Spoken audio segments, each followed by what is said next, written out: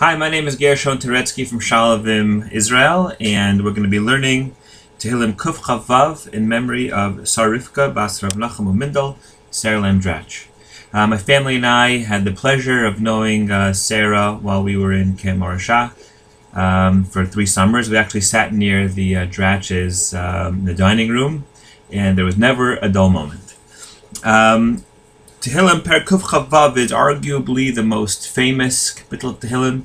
It's of course what we say before we bench on Shabbos and Yom Tov and Rosh Chodesh and the like. It is Shir HaMa'alos B'Shuv Hashem Es Shivas Tzion Heinu Kechomim. And what I'd like to discuss today is why that's the kapitel, why that's the Perek of Tehillim that we specifically recite before we bench on Shabbos and Yom Tov. So the truth is, the source, the makor for this minhag of ours is the Shulchan Aruch. The Shulchan Aruch, right in the beginning, in Siman Aleph Sif Gimel, Shulchan Aruch writes, Ra'ui lecho yireh shamayim sheheh meitzar v'doeg al churban beit hamikdash. It is ra'ui, it is recommended, it is worthwhile, it is appropriate for any person who fears God to feel pain and to worry about the churban beit hamikdash. And the Mishnah Brura and the Magen Avraham on that sif, both quote the Shla. The Mishnah Brura writes as follows: Kasav Shla, the Shla writes, Shebechol Seuda Yomar al Narot Bavel, that prior to benching, prior to us reciting Birkat Hamazon at each meal, we should recite al Narot Bavel, which is Tehillim Perek Kuf Lamed Zayin. Ubishabat, however, on Shabbos, v'chein b'yamim she'ein omrim behem tachanun, and similarly, any day in which we don't recite tachanun, yomar shir hamalot b'shuv Hashem. On those days, in place of al narot bavel, we should recite shir hamalot b'shuv Hashem. Why? Why the switch? Why do we change from al narot bavel to shir hamalot? So I think that if we look at some of the text, some of the psukim al narot bavel, and compare it to the themes of Shir HaMalot, we're going to see two very diametrically opposed perspectives on the Churban Beit HaMikdash. Al narot bavel speaks about the pain and the sorrow of us being in Galut. Al narot bavel, on the rivers of Babylon, Sham yashavnu gam bachinu, we sat there, we cried, bezachinu es Tzion, when we thought about it, we recalled Tzion, Yerushalayim. Pasuk Daled, Eich nashir et shir Hashem al admat nechar. How can we sing praises to Hashem or songs of God here on this foreign land? It's a very dark, it's a very depressing, it's a very melancholy type of zemer. And that's what we sing during the week. Before we bench, during the week, as we bench and as we go through our daily lives, we have to remember Yerushalayim imishkachich Yerushalayim tishkach limini. As Kuf Lamed Zayin continues, we have to recall, we have to be aware of the pain that we feel due to our lack of Yerushalayim. However, Perek Kuf Chavav, our Perek, is also discusses and also expresses our desire and our mourning for Tzion, but in a much more positive way. There in our Perek Kuf Chavav, David HaMelech writes, Shir HaMa'alos B'Shuv Hashem Es Shivat Tzion Heinu Kecholmim. When we return, we're going to be as dreamers. Az Yimales Chokpinu L'Shoneinu Rina. Our mouths are going to be filled with laughter, and our tongues are going to be full of song. Az Yomru Vagoyim Higdil Hashem Lasotim Eila. All the nations of the world are going to praise us, all going to be proud of us. Higdil Hashem Lasotim Manoinu Smechim. Everyone will be full of joy. So whereas Kuf Lamed Zayin al Narot Bavel primarily is a mournful, is a painful zemer, Shir HaMalot, which does focus on our lack of Yerushalayim, focuses more on the positive aspects of it. It is a hopeful prayer. So why the switch? Why on Shabbos do we recall Yerushalayim in a more hopeful manner and during the weekend in a more depressing manner? So I think the answer can be found in 2 of the Zmiros that we sing on Shabbos. The first one is Kol Mekadesh Shvi'i, one of my favorites. And my favorite line, my favorite stanza of Kol Mekadesh Shvi'i, the second one, it reads as follows. Ohave Hashem hamechakim b'vinyan Ariel. Those who love God, hamechakim, they wait, they yearn b'vinyan Ariel for the rebuilding of Yerushalayim, for the rebuilding of the Beit HaMikdash. B'yom HaShabbos, on the day of Shabbos, simchu, sisu v'simchu, kim bekabli matanach le'el. On Shabbos, they rejoice. It's a day of joy, as if as if they were receiving the Torah.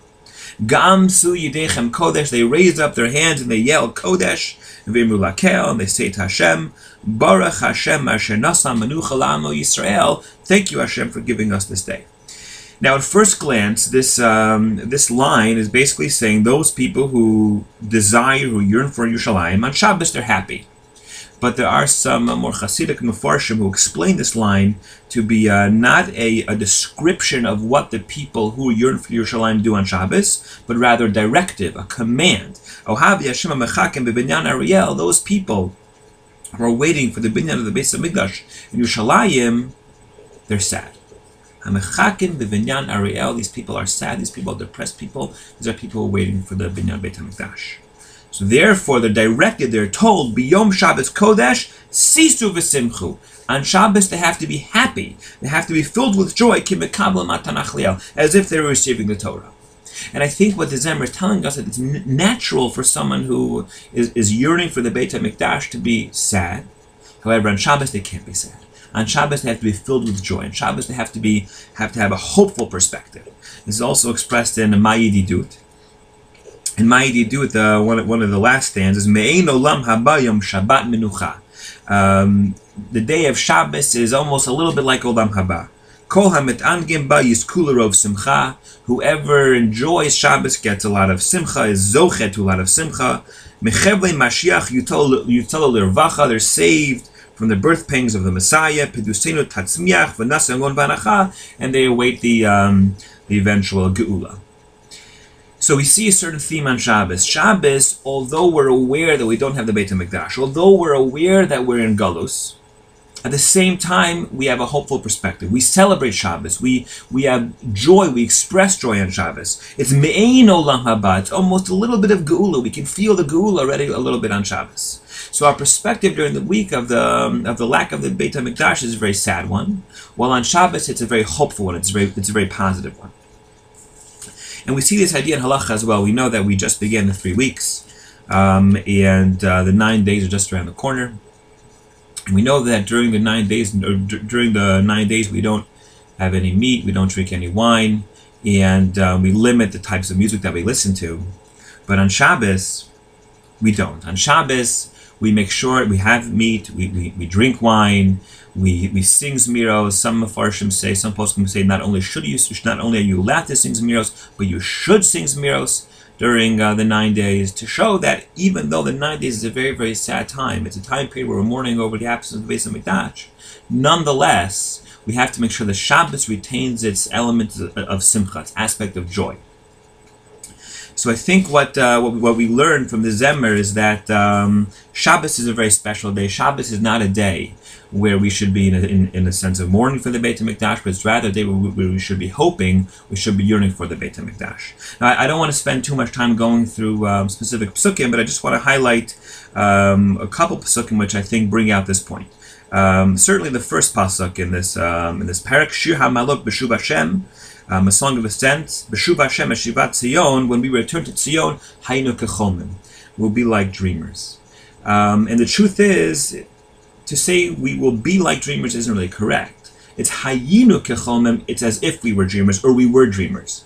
Rav Hirsch explains that the reason why the tense is a little bit off, the reason why it's in past tense, Hayinu Kecholmim, we were like dreamers, he explains that when we experience the Geula, we will look back at the thousands upon thousands of years of Galus as if it was a dream.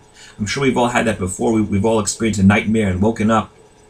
And even though the nightmare felt very, very real at the time, when we woke up, a split second, it was all gone. So Hirsch explains that when Mashiach comes and we experience our Geula, it's going to be Hayinu Kecholmim. We're going to look back at our Galus as if it was nothing. So again, that certain sense of hope, a certain sense of hopefulness and of yearning for something better. A positive type of mourning, as opposed to a very depressing and very depressed type of mourning. We see this a few psukim later in Pasuk Hey. David HaMelech writes, Hazor mebedima. So in this world, we sow with tears, but eventually in the future, Barina Yiktzoru. Eventually in the future, the effort and the work that we put in this time period, in this Galus that we're experiencing, Berina Yiksover will eventually turn into not only a reaping, but a joy and a joyful reaping.